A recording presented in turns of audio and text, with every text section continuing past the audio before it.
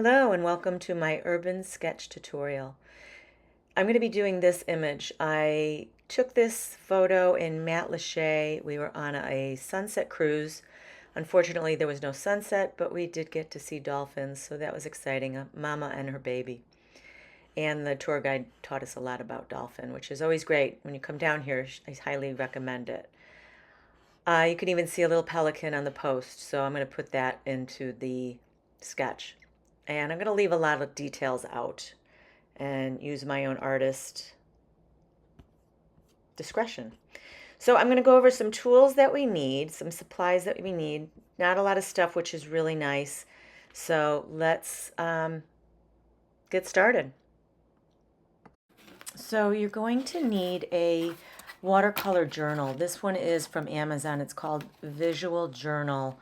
It's 140-pound cold pressed 5.8 by 8.5 sheets. It was like $10.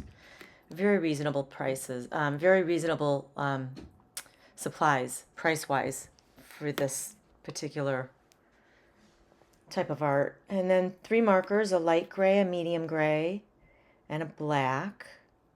A 2, an 8, and then the black. And then a light or a fine tip art pen, 0.3. You could do a 0.5 if you have it. That's fine too. And then a number 10 watercolor round brush, some water, and some watercolor little pods. And those never go bad, so they're great to have around for fun projects. And you need a towel or some paper towels. So here I'm starting in the middle. I made a couple of pencil marks for the piers, which helped me as a guide. There I did kind of a don't take the pen off the paper and did those windows, which was kind of fun. I get a little sketchy here. I kind of want to keep it one line, but it's hard to break old habits when you're sketching. I want to do it more like I did those windows. So it's fun. You know, you'll see me progress, you'll progress. That's the great, beautiful thing about art is if you do it every day, you get better. There's my awesome palm trees. I love those. I just love palm trees to death. I love Florida. And there is my little pelican.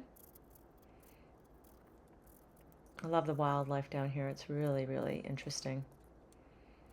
Never know what you're going to see. And then the little final pier in the distance. There was a boat in the middle there, but I left it out. And then there was some construction going on in the back, and I kind of omitted that too. You could do what you want, which is the nice thing is I just did I did the house and the garage and one more house, and that was it. And then that bar on the right. And then my bushes, just do some squiggle lines. And then just do part of the house. And then I put the tree in, so I didn't have to do the whole house. And this is one of my favorites, is the telephone poles with the lines. I love that. And they get a little bit smaller as they go off into the distance. And then the fishing boat rigging.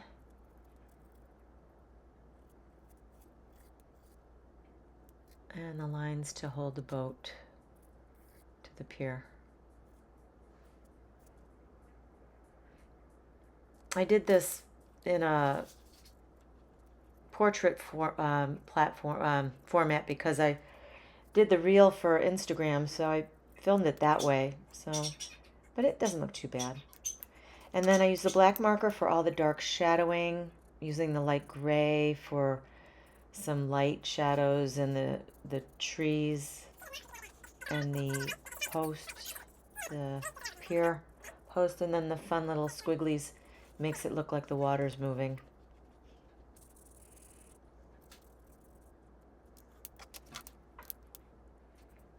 And then the medium gray to do some of those last little bit of details.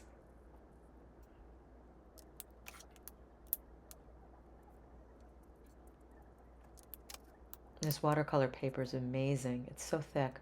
Cold press, it means it's rough. It has a little texture to it. And hot press is a smooth paper, so it doesn't absorb the watercolor as much. And here we go. We're going to wet the paper down first, and then re-wet that brush, dip it in the pod. I'm going to do blue for the sky, of course, and then just wash it around a little bit. Don't cover the whole sky because it'll look like you have some leftover clouds from the paper that you didn't cover.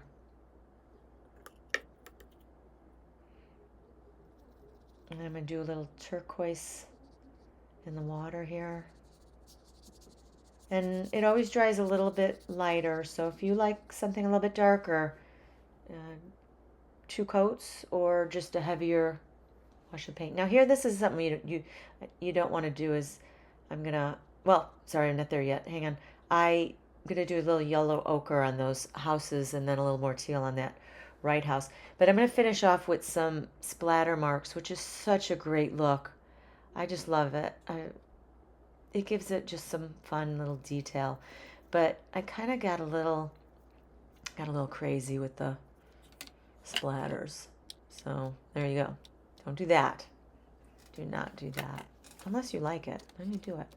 But the paper towel came in handy for that. So I did a little blue speckles, and then I dipped it back in the teal and did some teal. And they dry into the paper, and they just look amazing when they're all dry.